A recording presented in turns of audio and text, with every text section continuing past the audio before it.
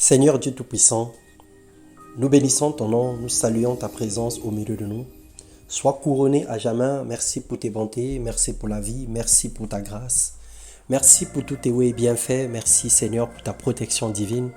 Dans le nom puissant de Jésus, nous voulons te remettre encore cette journée entre tes mains et nous voulons te dire merci pour tout ce que tu as permis, pour tout ce que tu as fait, pour tout ce que tu as rendu disponible, tout ce que tu as disposé en notre faveur, afin que nous puissions nous retrouver encore ce jour pour partager avec toi, pour partager avec les autres la parole de Dieu. Bien-aimé, je te salue dans le nom puissant de notre Seigneur Jésus-Christ. Que le Seigneur te bénisse abondamment et infiniment. Ce matin, nous allons parler de la patience et la détermination et nous allons nous apitoyer sur le cas de Siméon.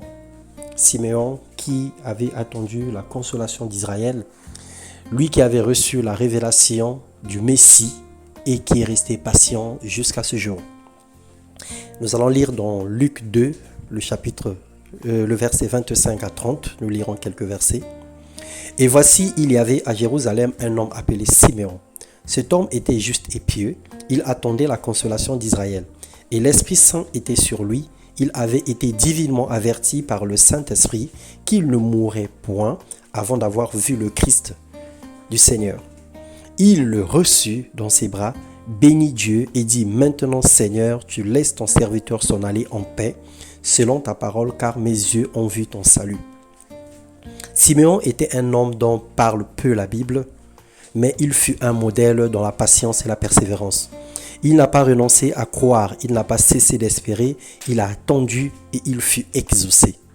En s'inspirant sur sa marche et son attitude, nous nous rendons compte que pour réussir avec Dieu et avoir des jours heureux, nous avons besoin des ingrédients ci-dessus. Nous avons besoin de la justice, nous avons besoin de la piété, nous avons besoin de la plénitude de l'Esprit Saint. En parlant de la justice, être juste, nous sommes justifiés par la foi en Jésus-Christ. Mais il faille soigner sa marche aux yeux de Dieu et aux yeux de tous.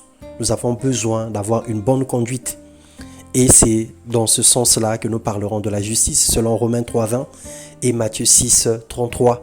La Bible déclare que recherchez premièrement le royaume de Dieu et sa justice, et le reste des choses vous serez donné par-dessus. Et ensuite, la piété. La piété, c'est le respect de tout ce qui est saint. Respect envers Dieu, respect de sa parole, respect de tout ce qui est consacré, respect du culte, respect des autres. Selon 1 Timothée 6,11 et le Psaume 31,24. Et ensuite, la plénitude du Saint-Esprit. Être rempli de l'Esprit de Dieu ou aspirer à la plénitude, parce que sans le Saint-Esprit, nous ne pouvons rien faire. Michée 3,8 nous le dit, Exode 31,3 aussi nous en parle. Marcher ainsi fera de nous des fervents chrétiens et des personnes patientes et déterminées dans la foi. La parole de Dieu est humiliable. Refuser de croire à ce que Dieu dit, c'est se condamner soi-même.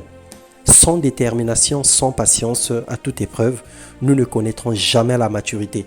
Nous vivrons dans les lamentations, dans les murmures, et nous ne finirons pas la course avec Dieu. Nous finirons par prendre les raccourcis, nous finirons par abandonner et nous finirons par renoncer à la foi. Parce que nous voyons que le chemin est tellement lent, nous ne voyons pas le bout du tunnel. Nous allons calculer nos âges, nous allons calculer la somme des événements que nous rencontrons tous les jours. Et finalement, un jour, nous finirons par dire que Dieu n'existe pas. Nous finirons même par oublier le minimum qu'il a déjà fait dans nos vies, auquel nous avons certainement témoigné dans le passé, ou encore par ingratitude, nous ne sommes même pas revenus pour lui rendre grâce. Le Seigneur a pour nous des projets de bonheur et de paix, pour nous donner un avenir et de l'espérance. Il ne nous a pas créés et mis sur la terre pour que nous venions souffrir. Il ne nous a pas créés pour nous soumettre à une épreuve sans fin. Mais le Seigneur, en fonction de ce que nous lui demandons, en fonction de ce que nous voulons devenir, en fonction de là où nous sommes en train de partir, nous allons rencontrer des épreuves. Nous allons rencontrer quelques situations en chemin dont lui-même viendra à notre secours pour nous donner la solution. Alors mon frère, ma sœur, tiens-toi ferme sur tes deux pieds. N'abandonne pas, ne jette pas l'éponge, quelle que soit la nature de ce qui t'arrive aujourd'hui. On n'a certainement pas les mêmes situations. On ne vit pas certainement la même chose. Tu me diras que ton problème est aussi grand que le mien. Je le sais et c'est possible. Mais sache que pour chaque situation, le Seigneur a payé le prix à la croix de Golgotha. Que tu aies un cancer, que tu aies une maladie incurable, que tu sois démuni d'argent, que tu aies un problème administratif, que tu te retrouves en prison en ce moment, que tu aies un procès en justice, que tu aies perdu ton père, ta mère, ton mari, ta femme ou encore un de tes enfants.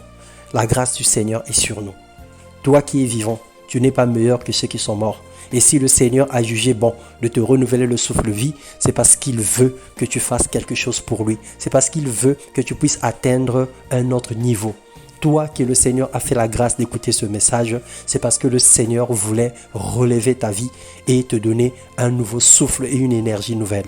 Saisis la grâce de Dieu, saisis la pensée de Christ ce matin et marche dans la piété, marche dans la plénitude de l'Esprit de Dieu et marche dans la justice, tu verras la gloire du Seigneur. Que le Seigneur vous bénisse et vous comble de son amour et de sa grâce dans le nom puissant de Jésus. Amen.